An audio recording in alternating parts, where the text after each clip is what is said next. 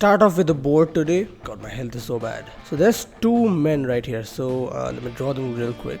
And of course, there could be different color. So one white and one yellow. Well, this pen is way smooth. And both of them have said one thing. Do an interview for both of these guys, and they are actually competing with each other. So it's kind of like the UFC or something, where they are fighting each other, and now you are doing an interview. And both of them have said the same exact thing word by word with the same exact tone, same exact mannerism. And the sentence is, I'll just write it down. You will win. No one can defeat me. I am the greatest. Failure is not an option, etc. Like all these people, like they say a lot of different things. This is being said by both this guy and this guy. Both of them have said the exact same thing, same mannerism, same exact word by word sentences. Now something interesting happens. These two people fight each other. Okay, they battle each other, maybe in a game of pickleball, or maybe actually fight each other.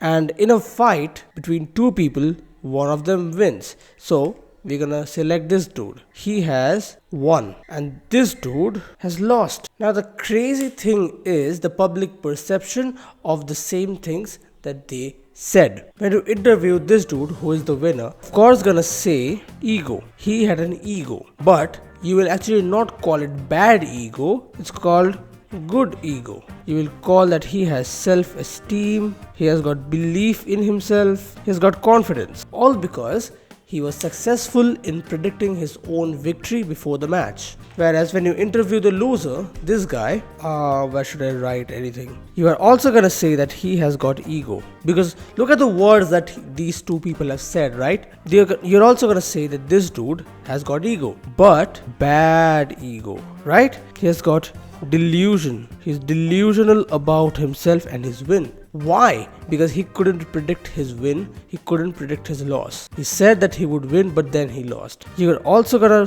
tell him that he was overconfident. Overconfident. Why? Because he was so overconfident and deluded by his belief that he would win, that he went soft on his enemies and undercut how much effort that he would need to put into defeating his enemy or competitor, whatever you call him. I hope you can see whatever I've written over here. That's why I'm moving the mic like this. Now the interesting thing here is, look at this. Both these guys said the exact same thing with the same mannerisms, and they worked hard for it as well. Like this is a caveat that I forgot to mention.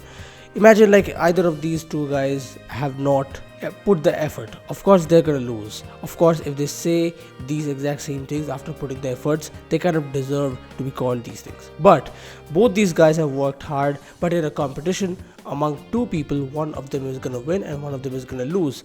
And this win or loss situation, even though they said the exact same words, they held the same beliefs, get different outcomes. In one case, something that you would call confidence. In the other case, the exact same words get quoted as overconfidence.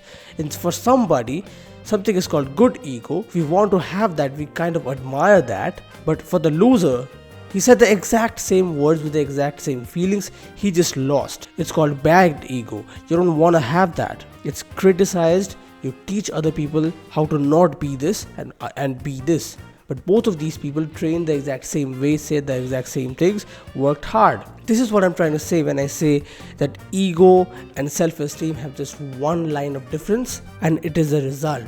If you win, the same exact words which sounded egotistical once, they will be attributed to you as self-belief. People would want to have you, your beliefs, your ideas. They would say that you have manifested your win by simply believing in yourself. It is kind of discrediting because they're not going to look at your efforts to win and just your words that you said before the win. But whatever, we talk about that in a different video.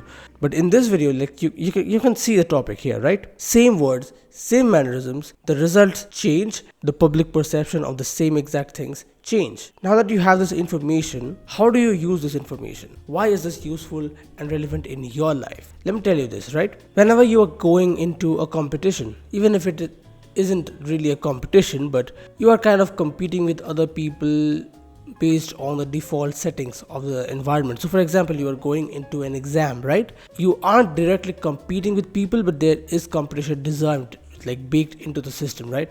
So like in any kind of situation where you are kind of in a fight, you're kind of competing, you can always hold these exact same beliefs. I will win. There's nobody out there who can defeat me. You can have these same beliefs, and you kind of should, because they give you some level of self-esteem, no matter you win or lose. Sitting in the competition, sitting in the exam hall, you're gonna feel this tension in your heart, tension in your head that, okay, I have said these things already to myself.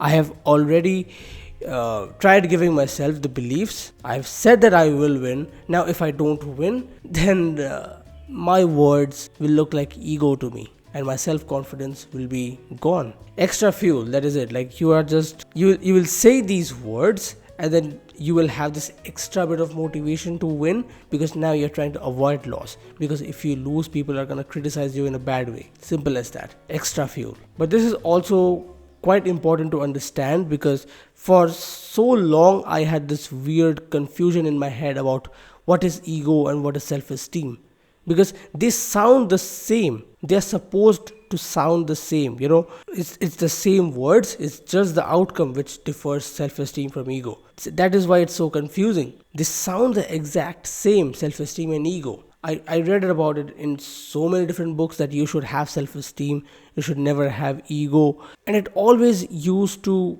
pressurize me into not believing in myself, and end of the day having low self-esteem by accident, pure accident. But now that I have a clear idea about how self-esteem and ego looks and what's the difference between them, I can give myself some peace and also force myself to work extra hard, because once I say that I will win, if I don't win, I will be criticized and I will be called an overconfident guy. Don't want to be called that.